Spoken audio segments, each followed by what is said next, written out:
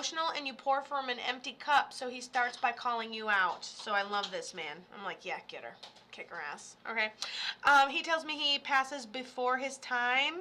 He tells me it was almost situational, like an escalation. One thing leads to another. I can't necessarily say that I saw it coming. I just realized I can't, like...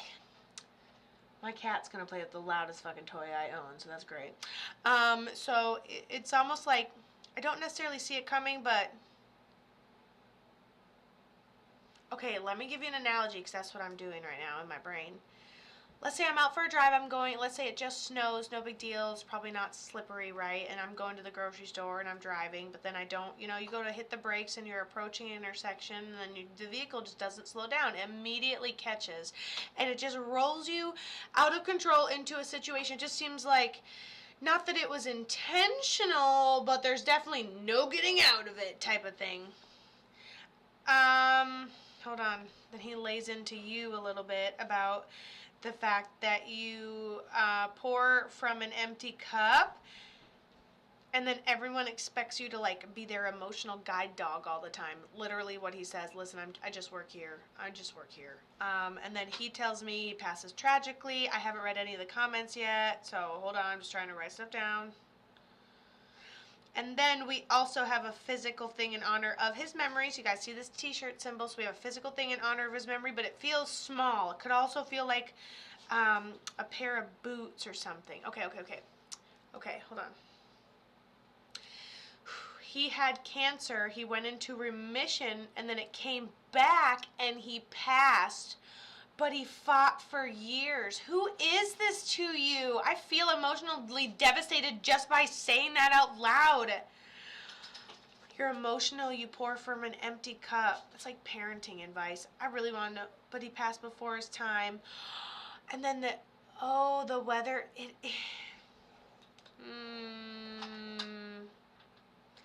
And then he gives the analogy of driving, and you're like, think you're fine. We know it snowed. It's no big deal. We know there's cancer out there. We've got it, blah, blah, blah. And then we go into remission, right? We went into remission. We thought the coast was clear. Everything's good. And then it came back, and then there's no way of getting out of it. So one thing leads to another. Ooh. Okay, so he's kind of like upbeat when he talks. He might use his hands a little bit, but he's here to like, nod and acknowledge and talk along with you. And, he's got, it's so generic, I feel, like a little half zip and jeans and tennis shoes, and taps a fucking pen. Looks like he might, work in the office of some construction company, tapping numbers away, some shit, okay? And so, what was I even going to say?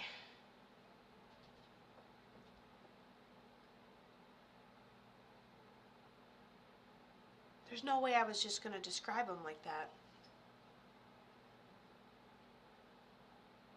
What was I saying about him, though? Cancer, oh yeah, that's what I was saying.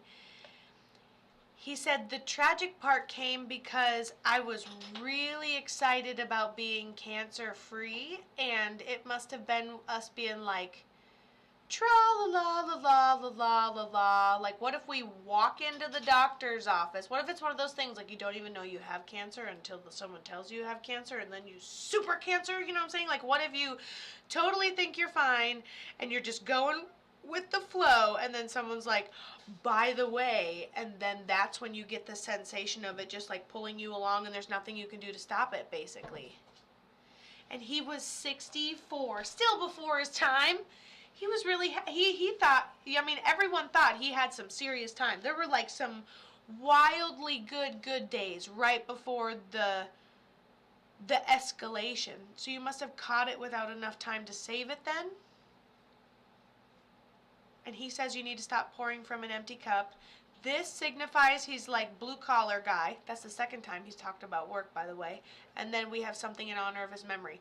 I think we have his ashes, and then his ashes are distributed, which is typically my sign symbol for like maybe you have siblings and then they're distributed that way. So a piece of him could be ashes that are then distributed.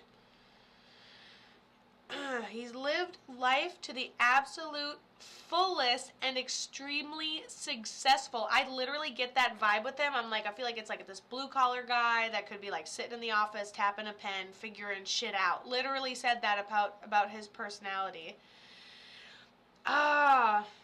What's your zodiac sign? I don't know why I want to ask you that so hard, but I need to know. Okay, however, I always felt I wasn't enough and we didn't talk. Well, his natural personality seems very impatient, to be honest, and wanting resolution. Do we have your Pisces? Well, guess what, honey bunny? I'm also a Pisces. And if there's one sign that struggles from father abandonment issues, even if it's in our own head, it is Pisces, okay? So abandonment, especially from the father figure, even if it wasn't real and we could like feel in our soul that it was, I'm not going to say that it wasn't real. I definitely feel like an emotional language barrier, someone who basically had created a whole life for themselves and didn't know what the fuck to do with it. Let's be honest, but you know, boys are dumb, but he's successful, so everything's great, right? And so, just as a general rule, right? And so, what happened to his ashes? Did we distribute his belongings when he ended up passing? Big thing here. I have a lot of guilt about not being around. I don't think that, wait. Okay. However, I always felt like I wasn't enough. We didn't talk for years. I came back around a year before he passed, which I think is fine. Pisces is really like, I'm off the internet, now I'm on the internet for a week, now I'm off the internet for a week, I'm on the internet for a week. So a lot of things you're saying is actually normal behavior for who you are as a person. So I think that as normal, very base of psychology, from what I know about you, I think you're acting appropriately, and I think there's some responsibility of the parent to like acknowledge emotional and language barriers. Listen, right when you came on, this is something he had never tried to do before. He said, you're emotional and you pour from an empty cup. And then the root of your reading, okay, is that you didn't feel like you were enough. He was busy. All right, you didn't come around a whole lot. You just weren't sure. You came around right toward the end. Was it enough? You never talked about anything. What the fuck? Okay, and the answer is now he can see that you're just very emotional, appeasing everybody. And you pour from an empty cup even if you're like, I don't even have any more. You can have some. I'll find more later. Take extra. You know what I'm saying? And that's literally you.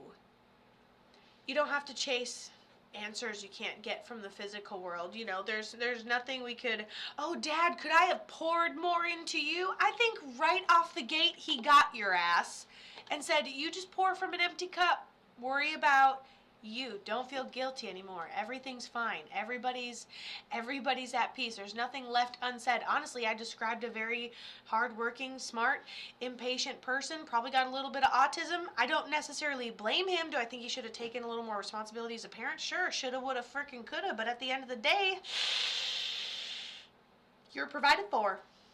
I have a small amount, but recently me and my sister spread them in St. Croix. Oh my gosh, so recently you and your sister, because he was talking about these ashes. I said something about these ashes. They're distributed. Do you have siblings? What's going on? He keeps talking about this.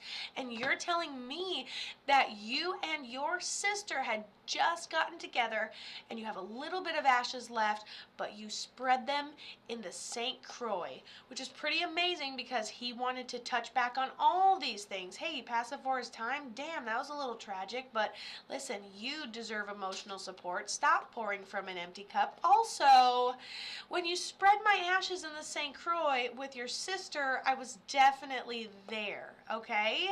So, oh, sorry, Britt, I didn't even read it, so you're fine. And so, I love the acknowledgement, even in what you chose to do with his ashes. I mean, I don't think I've ever drawn an ashes sprinkler system before, and the fact that you're just tossing them in the St. Croix, that's incredible. And look at, see these flowing he just did? Flow, flow, flow, flow, flow. I mean, if nothing else, he clearly could have potentially just drawn here that we tossed him in the St. Croix River. I mean, they do a pretty damn good job. It's just up to me, myself, and a little bit of you to help to, you know, decipher what they're talking about. But for the most part, damn, that guy did a good job.